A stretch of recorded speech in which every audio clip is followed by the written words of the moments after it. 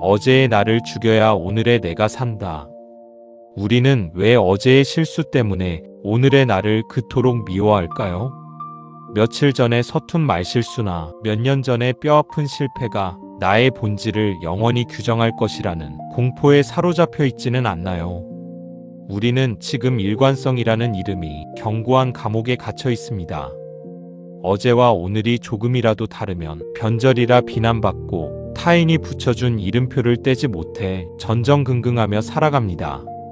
하지만 오늘 견고하다고 믿었던 나라는 우상을 무너뜨릴 유쾌한 균열을 제안하고자 합니다. 16세기 프랑스의 사색가 미셸 드 몽테뉴는 우리에게 속삭입니다. 당신은 단단한 조각상이 아니라 매 순간 형태가 변하는 물렁한 진흙덩어리일 뿐이라고 말이죠. 이 고통스러운 자아의 사슬을 끊기 위해 천권의 장서가 꽂힌 그의 서재 성의 탑 안으로 당신을 초대합니다.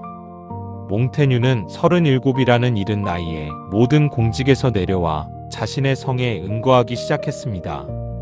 그는 거창한 철학 대신 사소하고 일상적인 나의 변화를 끈질기게 관찰했습니다. 나는 존재를 그리지 않는다. 과정을 그린다. 그의 저서 에세의 핵심 선언은 바로 이 지점에서 탄생했습니다. 우리는 자아를 고정된 실체로 보려 하지만 몽테뉴가 본 인간은 바람에 흔들리는 불안정한 꼭두각시였습니다. 어제의 내가 용감했다고 해서 오늘의 나도 마땅히 용감해야 한다는 법은 어디에도 없습니다. 몽테뉴는 한 병사의 일화를 들려줍니다. 죽을 병에 걸려 삶에 미련이 없던 시절 그는 누구보다 용맹하게 적진에 뛰어들었습니다. 하지만 왕이 최고의 의사를 보내 병을 완벽히 치료해주자 그는 세상에서 가장 비겁한 겁쟁이로 돌변했습니다. 이제는 잃을 것이 있는 달콤한 삶을 소유하게 되었기 때문입니다. 이 변화는 배신이 아니라 우리가 살아있다는 역동적인 증거입니다.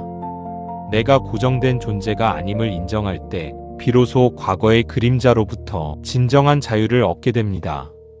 이 자유의 문을 여는 열쇠는 몽테뉴의 그 유명한 질문, 나는 무엇을 아는가에 있습니다. 모든 것을 통제할 수 있다는 오만이 곧 불행의 시작임을 그는 간파했습니다. 그는 인간의 지성을 세 단계로 나누어 설명합니다. 첫 번째는 자연에 순응하며 살아가는 농부의 완전한 무지입니다.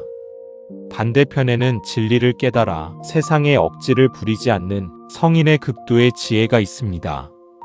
비극은 이 둘 사이에 낀 어설프게 아는 잡종들에게서 발생합니다. 얄팍한 지식으로 오만해진 이들은 모든 것을 비판하고 통제하려 들며 세상을 혼란에 빠뜨립니다. 우리도 정보를 내 지식이라 착각할 때 이 잡종의 오만에 빠지기 쉽습니다. 향수로 악취를 가리려 하기보다 아무런 냄새도 나지 않는 순수한 상태가 가장 건강하다고 몽테뉴는 말합니다. 억지로 꾸며낸 확신이 얼마나 위태로운지를 보여주는 비유죠. 몽테뉴는 세상을 바라보는 두 가지 태도를 제시합니다. 늘 눈물을 흘렸던 헤라클레이토스와 비웃음을 터뜨렸던 데모크리토스 중 그는 주저없이 후자를 택합니다. 눈물 흘리는 것이 도덕적일지 모르나 몽테뉴는 우리가 슬퍼할 가치조차 없는 가벼운 존재임을 꿰뚫어 보았습니다. 우리는 대단한 비극의 주인공도 심오한 악당도 되지 못합니다. 그저 바람 빠지는 소리를 내는 가벼운 풍선일 뿐입니다. 이 통찰은 냉소가 아니라 치유입니다.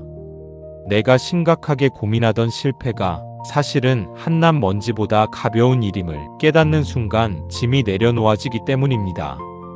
이 평정심은 극한의 위기 상황에서 수면이라는 우아한 결단으로 나타납니다. 위인들은 죽음 앞에서도 너무나 평온하게 코를 골며 잤습니다. 전투 직전까지 깊이 잠들었던 알렉산더 대왕과 폭동 속에서도 아침까지 숙면을 취했던 카토의 일화는 깊은 영감을 줍니다. 하지만 몽테뉴는 여기서 한 걸음 더 나아가 진정한 철학적 수면을 구분합니다. 그것은 공포에 질려 도피하는 기절이 아닙니다. 내가 깨어 불안해한다고 해서 운명의 파도가 바뀌지 않는다는 것을 정확히 인식한 강인한 의지입니다. 불안과 불면에 시달리는 현대인들이여, 통제할 수 없는 운명의 폭풍에 당신의 고귀한 잠을 내어주지 마십시오. 이제 우리가 집착하는 외부의 이름표들이 얼마나 허망한 유령인지 살펴봅시다. 아이디나 직함, 명품 로고에 집착하는 모습은 이름에 집착하던 16세기 귀족들과 놀랍도록 닮아 있습니다. 영지의 이름을 자기 이름처럼 사용하다가 영지가 팔리면 이름도 바뀌는 우스꽝스러운 연극을 반복했죠. 절대적이라 믿는 도덕과 위생관념조차 시간의 변덕 위에 서 있습니다. 로마의 공용 화장실 문화를 생각할 때 지금 우리가 목숨처럼 지키는 가치들도 훗날에는 코미디가 될 수 있습니다. 몽테뉴는 인간의 기도가 얼마나 위선적인지도 비판했습니다. 도둑이 담을 넘으며 개가 짖지 않게 해달라고 비는 것은 신을 공범으로 만드는 행위입니다. 위선은 본질보다 포장지에 집착하기 때문에 생겨납니다. 법으로 금지하면 더 안달이 나지만 권력자가 먼저 그것을 경멸하면 가치는 순식간에 떨어집니다. 진정한 가치는 외부의 금지가 아니라 내면의 경멸에서 나오는 법입니다. 허상을 걷어내면 우리에게 남는 것은 하나, 바로 지금 이 순간의 맛입니다. 삶은 어디론가 가기 위한 수단이 아니라 그 과정 자체가 목적이어야 합니다. 바늘기로 완두콩을 던지는 기술에 인생을 바친 남자에게 알렉산더는 완두콩 한 바구니를 주었습니다. 쓸모없는 일에 재능을 낭비한 것에 대한 뼈아픈 조롱이었습니다. 혹시 당신도 완두콩을 바늘귀에 넣으려 빛나는 청춘을 낭비하고 있지는 않나요? 우리는 행복을 노년으로 미루곤 합니다. 하지만 죽음은 인생의 끝일 뿐 결코 목표가 될 수 없습니다. 과거의 나를 죽여야 오늘의 내가 산다. 이 명료한 진리를 가슴에 새기십시오.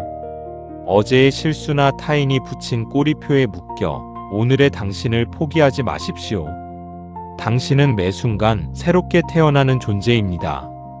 이제 영상을 끈 후 거울 속의 당신에게 물어보세요. 나는 오늘 또 무엇을 새로 배우고 어떤 새로운 내가 될 수 있을까? 매일을 하나의 실험이자 시도로 살아가는 당신의 우아한 여정을 축복합니다. 당신은 오늘 다시 시작할 준비가 되었습니다. 오늘도 당신을 응원합니다.